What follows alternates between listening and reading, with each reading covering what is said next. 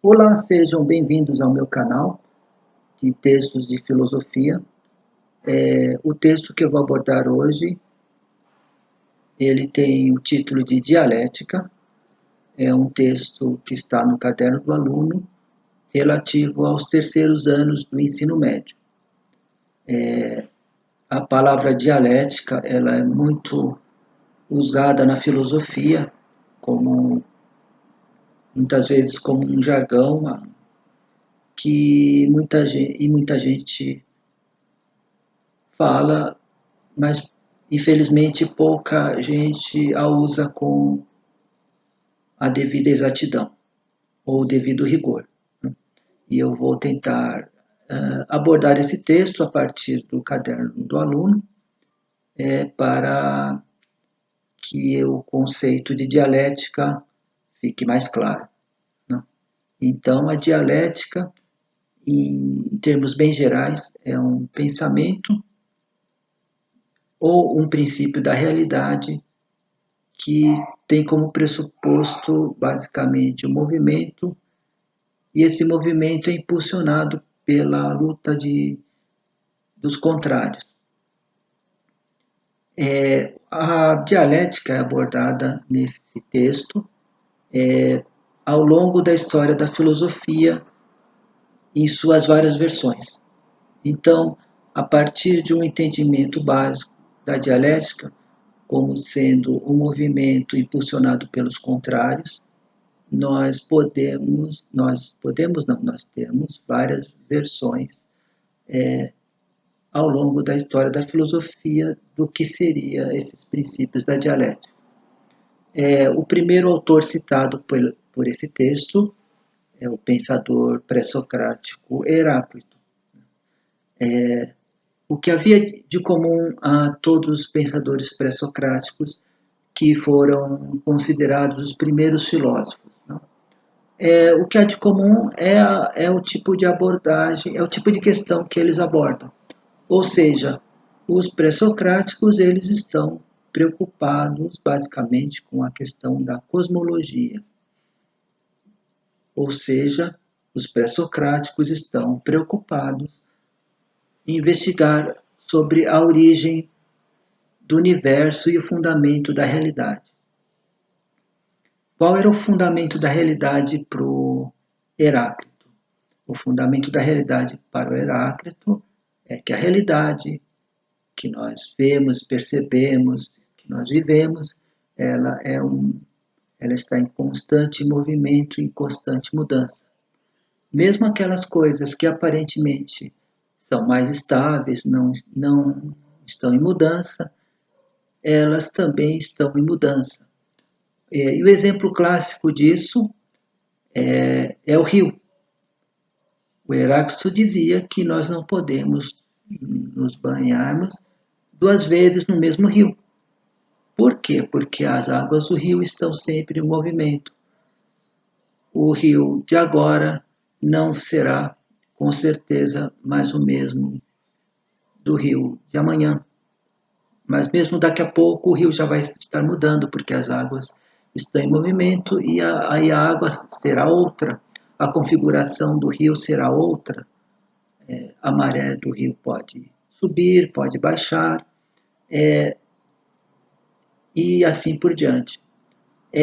A referência feita pelo Heráclito e a sua relação direta com a dialética, no meu ponto de vista, que se dá nesse texto, é basicamente porque ele afirma que a realidade é um movimento constante, é um fluxo constante. Portanto, um objeto ele está em constante transformação. Ele fugiria, por exemplo, do princípio de identidade do Aristóteles, né? O princípio de identidade do Aristóteles, que é um princípio clássico do pensamento ocidental, diz o seguinte: uma coisa não pode ser e não ser ao mesmo tempo. Aí estou me referindo tanto ao princípio de identidade quanto ao princípio de não contradição. Por exemplo, uma cadeira não pode ser uma cadeira e não ser uma cadeira. uma cadeira é uma cadeira. Aí nós temos já a questão da estabilidade. Para nós conhecermos alguma coisa, essa coisa tem que ser estável. Eu não posso afirmar que a cadeira na qual estou sentando deixará de ser cadeira. Com Heráclito, a tese já é diferente. Mesmo um objeto que tem uma certa solidez e que pressupõe uma certa estabilidade, ele está em movimento. O fundamento dele é o movimento, e esse fundamento é que é a verdade. Bom, o segundo pensador que é abordado nesse texto sobre a dialética é o Platão. A abordagem do Platão já é diferente da abordagem do Heráclito. A dialética no Platão é basicamente um jogo entre dois pensadores, dois pesquisadores, duas pessoas que partem das opiniões comuns, no grego é doxa. Essas opiniões são contrárias, opostas, contraditórias. Então, o ponto de partida da dialética é a contradição, baseada na doxa, na opinião. Esse jogo dialético, ele tem um objetivo final, que é depurar as opiniões, que são contraditórias, até que se chegue à verdade. Ou seja, quando a verdade é atingida, a contradição é suprimida. O objetivo do, entre aspas, jogo dialético não é apontar o vencedor, mas é atingir a verdade. Ora, só que a verdade ao contrário do Heráclito, ela é estática, imutável. A verdade ela está oculta. Cabe ao filósofo ou aos seres ou ao gênero humano que é dotado de razão descobrir essa verdade, fazer um movimento de desvelamento para que a verdade seja revelada.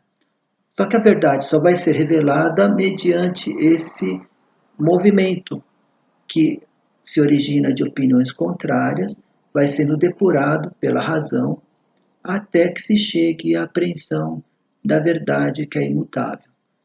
Ou seja, a dialética é como se fosse uma ferramenta que depois não tem mais a sua utilidade quando se chega ao objetivo final, que é o de encontrar finalmente a verdade.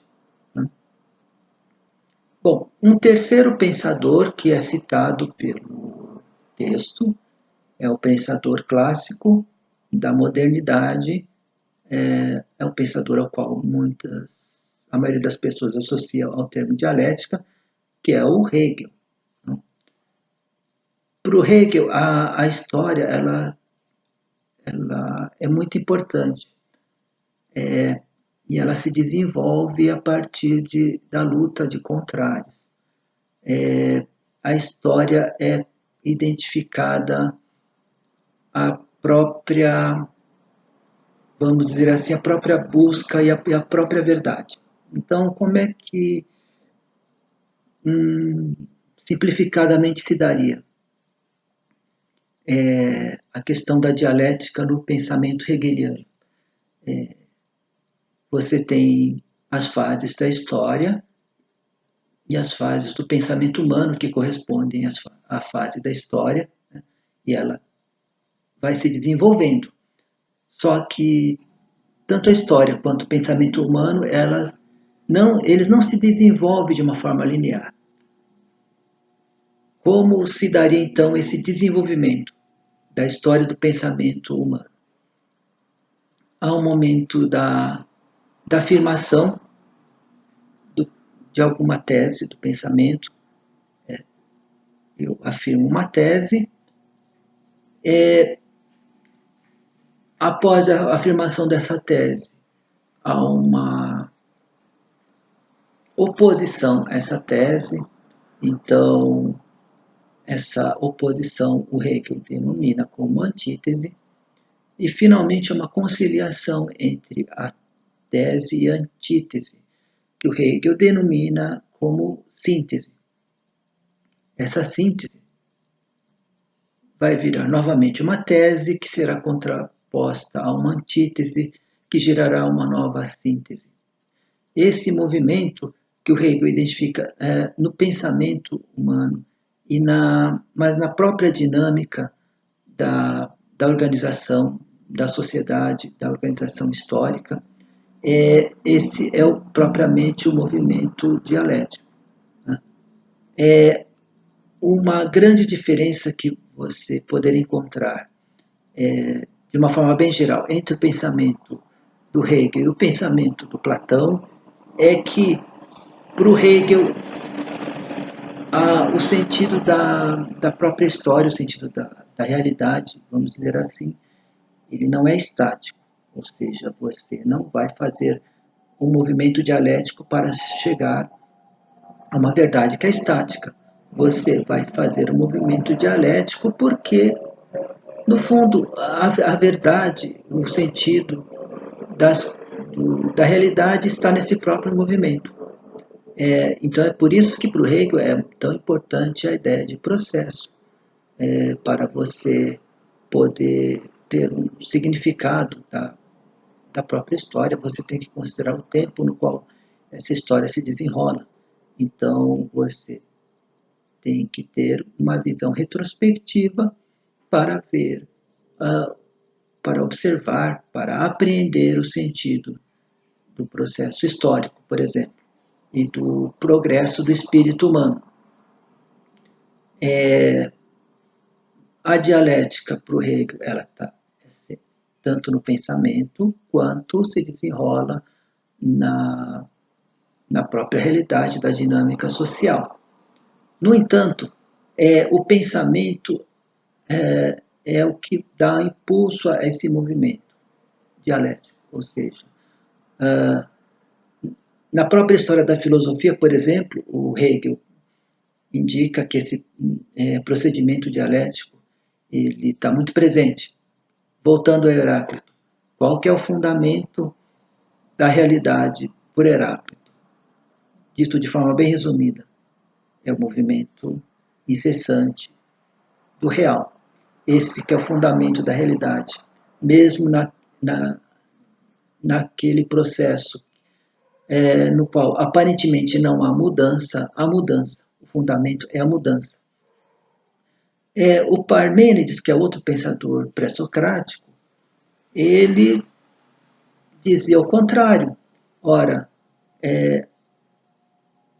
a mudança que nós vemos na realidade é só uma aparência. O verdadeiro fundamento da realidade é o ser imutável, é o que é imutável. E o Platão seria a síntese entre o Heráclito e o Parmênides. Por quê? Porque o Platão, apesar de conceber a realidade como algo imutável, ele não nega que nós percebemos o que está em movimento constante por meio dos sentidos. Ele procura integrar tanto o movimento, porque não dá para negar o movimento que nós percebemos pelos sentidos. Ele procura então integrar esse movimento que nós percebemos pelos sentidos à apreensão da verdade estática pela razão. Isso é basicamente o que o Hegel entende por um progresso do espírito. Você tinha uma tese, vamos dizer assim, nesse exemplo que eu dei, do Heráclito, depois você tem uma antítese com Parmênides e você tem uma síntese com o Platão. Isso se dá não apenas na história da filosofia, como na história do pensamento humano e do progresso do espírito humano, vamos dizer assim, numa linguagem mais hegeliana. Bom, há ainda um último pensador que é identificado fortemente ao termo dialético e que é citado nesse texto, que é o Karl Marx. A dialética concebida pelo Marx é basicamente a mesma do Hegel, só que o Marx inverte, porque o Marx ele é um materialista dialético. O que significa esta palavra, né? Que muitas vezes parece não ter muito sentido, materialismo dialético. Não é o pensamento, para o Marx, não é o pensamento que produz as mudanças na sociedade, mas é um modo de produção do homem que molda, que faz com que o pensamento seja elaborado, os valores também. Em outras palavras, é mais ou menos o seguinte: nós vivemos num modo de produção capitalista. Para produzir nesse modo de produção, isso pressupõe uma sociabilidade, pressupõe também o pensamento. Só que não é o pensamento que molda, que influencia e que faz o movimento das mudanças na sociedade. É o próprio modo de produção econômica que faz com que o homem se perceba como um ser no mundo. Em outras palavras, o modo de produção econômica ele faz com que ele que dá os pensamentos, ele que propicia com que nós valorizemos certas coisas e desvalorizemos outras, né? E qual é o motor desse processo histórico, né? O motor é a oposição entre a classe burguesa, que é dona do meio de produção, e a classe proletária, que vende a sua força de trabalho para o capitalista, para o burguês, para o dono do meio de produção.